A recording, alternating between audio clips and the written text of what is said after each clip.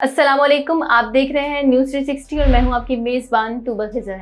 नाज़रीन, आज के मुद्दे में बात करेंगे फवाद खान के हवाले से।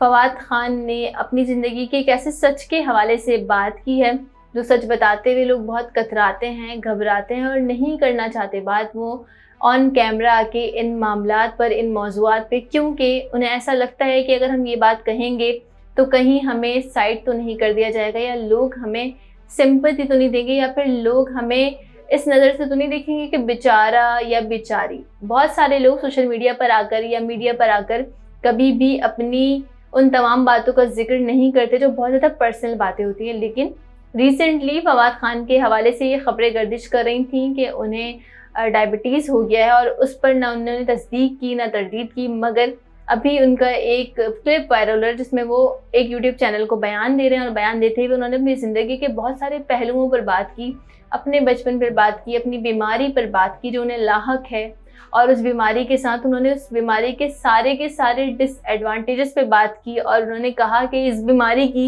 ये इतनी ख़तरनाक बीमारी है तो इसकी क्यों नहीं अवेयरनेस कैंपेन चलाई जाती, यानी जैसे पोलियो की आगाही मुहिम चलाई जाती थी वैसे इसकी आगाही मुहिम क्यों नहीं चलाई जाती, हुकूमत इसको सीरियस क्यों नहीं लेती। इसके अलावा उन्होंने अपनी जवानी के किस्से और अपनी ज़िंदगी के उन तमाम मामलात पे बात की जो इससे पहले आज तक कभी भी उन्होंने इस हवाले से बात नहीं की। बात की जाए फवाद खान की तो फवाद खान पाकिस्तानी लोगों के दिलों में तो राज करते ही करते हैं, लेकिन भारत में भी उन्होंने जाके खूब नाम कमाया। सोनम कपूर के साथ इनकी मूवी आई थी खूबसूरत, जिसमें लोगों ने इनकी और सोनम की केमिस्ट्री को पसंद किया था। उसके बाद आलिया भट्ट, सिद्धार्थ मल्होत्रा के साथ इनकी मूवी आई थी, लोगों ने उसमें इन्हें पसंद किया था। उसके अलावा ए दिल है मुश्किल में इनकी बहुत खूबसूरत एंट्री थी, लोगों ने उसको पसंद किया था। फवाद खान के हवाले से बात करें तो भारत के बहुत सारे अवार्ड शो को इन्होंने होस्ट भी किया और बहुत बड़े बड़े शोज़ को होस्ट किया है। और जब अदाकाराएँ स्टेज पर फवाद खान को देख लेती हैं और भारतीय अदाकारा, चाहे वो दीपिका हो, सोनाक्षी सिन्हा हो, सोनम कपूर हो, कोई भी अदाकारा हो, वो बिल्कुल रह नहीं पाती। और एक तो वीडियो बहुत ज़्यादा वायरल हो रही थी जहाँ पर सोनाक्षी सिन्हा को इम्प्रेस करने के लिए होस्ट जब फवाद से कहते हैं कि कोई डायलॉग तो बोलें, उस पर सोनाक्षी सिन्हा कहती हैं कि भाई कोई डायलॉग बोलने की ज़रूरत नहीं है, I am already impressed by him.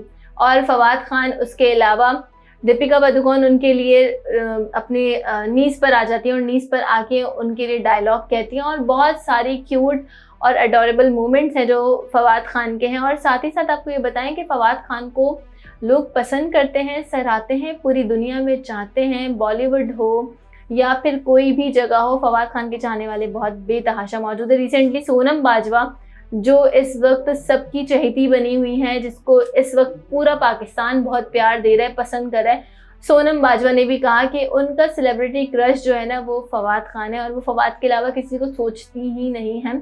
जब होस्ट ने कहा कि अगर वो ये कह दें कि आप उनका क्रश है तो वो कहती हैं अगर ऐसा हुआ तो मैं वो वीडियो आपको सबसे पहले भेजूंगी।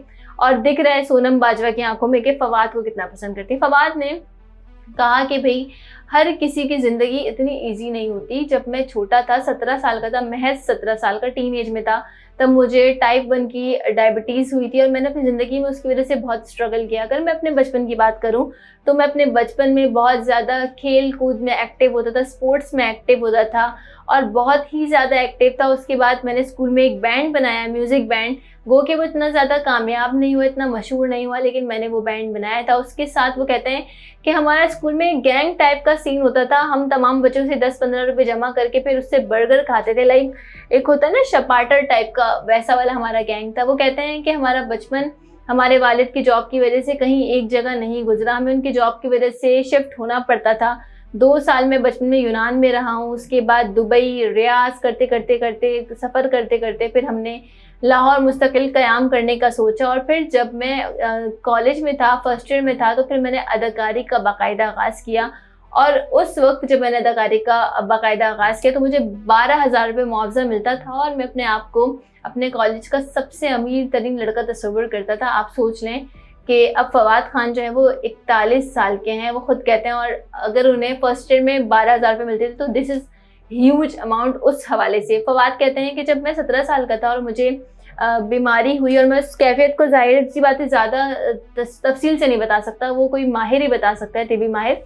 तो वो कहते हैं कि उस वक्त मुझे जब पता चला कि मुझे ये हो गया है, डायबिटीज़ हो गई है, जिसको हम नॉर्मल वेज में शुगर कहते हैं, तो मेरी ज़िंदगी बहुत मुश्किल हो गई। मैं आहिस्ता आहिस्ता बहुत ज़्यादा डल हो गया, मैं डिहाइड्रेट रहता था, जिसमें इंसुलिन कम हो जाता है तो शुगर लेवल बढ़ जाता है और ज़ाहिर है उसके बाद फिर मैं अपने पास इंसुलिन कैरी करता था। मुझे याद है कि मेरे पास एक बॉटल होती थी, उसमें इंसुलिन और सिरिंज और बर्फ़ होती थी, जहाँ मुझे लगता था मैं इंसुलिन लगाने का अब मेरा टाइम हो गया, वहाँ मैं उसको लगाता था। वो कहते हैं फिर मैं स्पोर्ट्स से भी आहिस्ता आहिस्ता पीछे हो गया, ज़िंदगी बहुत मुश्किल हो गई। एक दफ़ा मुझे याद है कि मैं गाड़ी की पीछे वाली सीट पे बैठ के रो रहा था कि अब मैं क्या करूँगा या मेरे लिए क्या हो सकता है। फवाद मजीद कहते हैं कि मैं कोई प्रैक्टिकल मुस्लिम नहीं हूँ, मिसाली मुसलमान नहीं हूँ मैं, लेकिन मुझे इस बात पे पूरा भरोसा है कि अल्लाह ताला जब एक दरवाज़ा बंद करता है तो अल्लाह ताला बाकी 10 दरवाजे खोलता है। और ऐसा है कि अल्लाह ताला कोई चीज़ बंद करता है तो ज़रूरी नहीं है कि अल्लाह ताला बंद कर दिया। अल्लाह ताला ने इंसान के लिए बहुत बेहतर सोचा होता है। मजीद फवाद खान बताते हैं कि मेरी वालिदा कहती है कि तुम्हारे वालिद ज़िंदगी में 2 मरतबा बहुत ज़्यादा परेशान हुए, रोए। पहला तो ये कि जब उनके एक अजीज़ का इंतकाल हुआ, दूसरी मरतबा जब उन्हें पता चला कि फवाद को डायबिटीज़ का मर्ज़ लाहक हो गया, वो बहुत ज़्यादा रोए।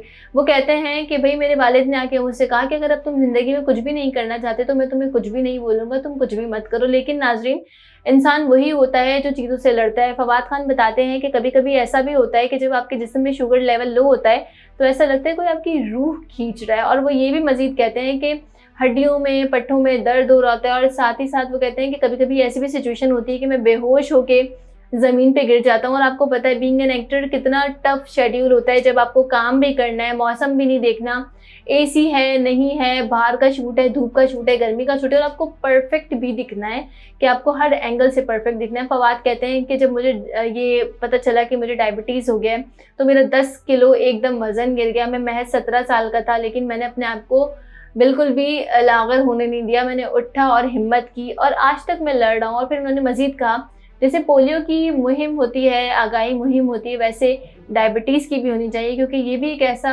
मर्ज़ है जिसको लोग ईजी लेते हैं।